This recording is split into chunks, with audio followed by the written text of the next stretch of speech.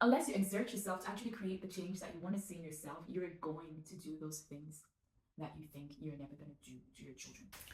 Hello, welcome to my channel. Today I want to talk about why I do affirmations with my daughter every day.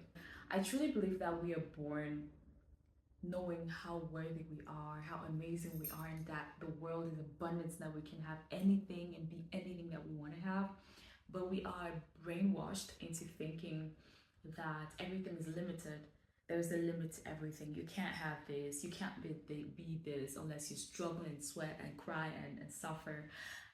We have so many beliefs that are being downloaded into us without us realizing it by the whole world, the TV, our teachers, our school, our friends, our families. The world is brainwashing us at a very rapid speed. And I think doing affirmations with my daughter is one of the best decisions I've made in my parenting life, because she is absorbing, because she's still in the absorption phase. She's 7, she just turned 7, and we all know from 0 to 7 children are in this hypnotic state, and they just absorb everything. I think it lasts a little longer than 7, but 7 are like the very most important years. So while the world is trying to tell her that you can't be this, you can't have this, she also has in her mind that I can do it, I can have this, I can do this. I just love how confident and happy and joyful she still is. Actually, one day I wanted to do her hair. She had twists on, and she'd had them for long enough. I wanted to renew her twists, but she was not in the mood of having her hair done, and she was like, I don't want to do my hair today. And I said, but you know, you've had this twist for long enough. It would be better that we renew them, you know, so that your hair looks good. And she was like, no, I look good. I really look good already. And I was like, okay, you look good, baby. You look good. And we didn't do her hair that day, and did it a few days later, and she was good. She looks herself in the mirror and she finds herself beautiful, because every freaking day, every freaking night, we're like, I am beautiful. I am confident. I love myself. I trust myself. I am rich. I love my life. And other affirmations, I'm perfectly healthy, but those are some of the affirmations that we repeat every day. And I think it's something that we should do if we really want our children to have a better life than we do, or a better starting point and less issues to work through.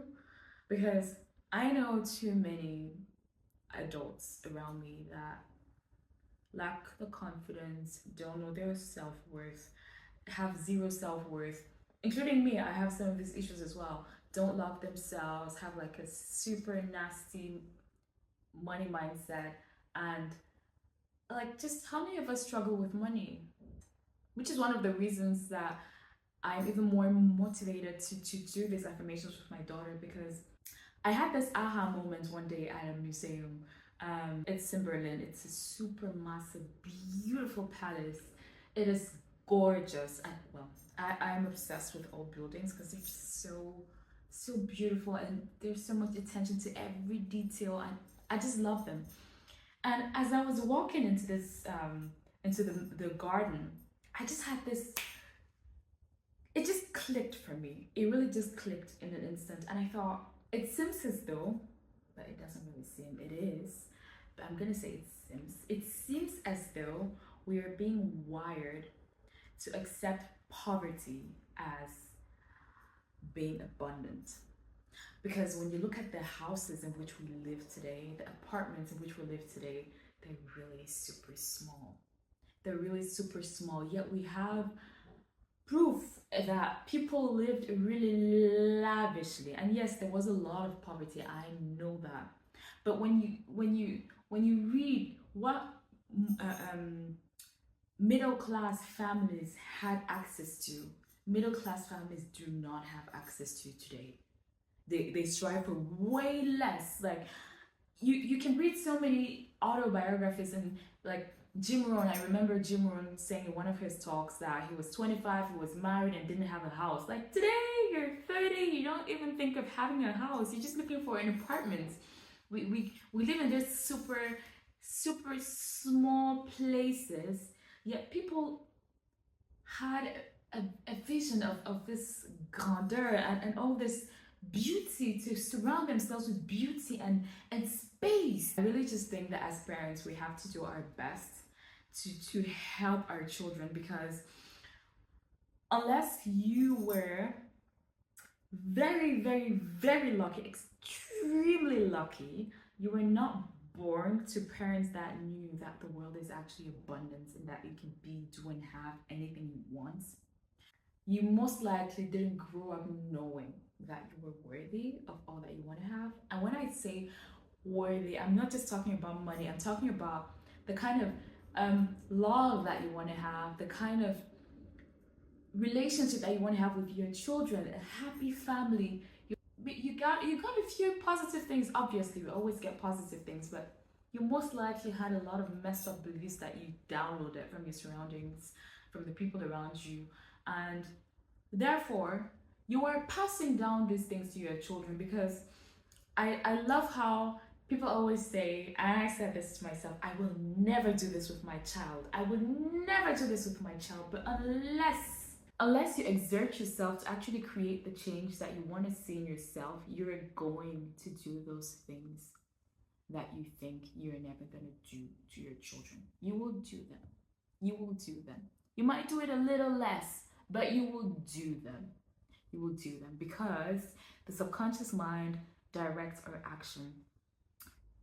95% of our lives is directed by a subconscious mind, and only 5% is the conscious mind. So it says everything. You can decide with your conscious mind, I will never do this, but in your subconscious mind, it's been wired that this is the way to go.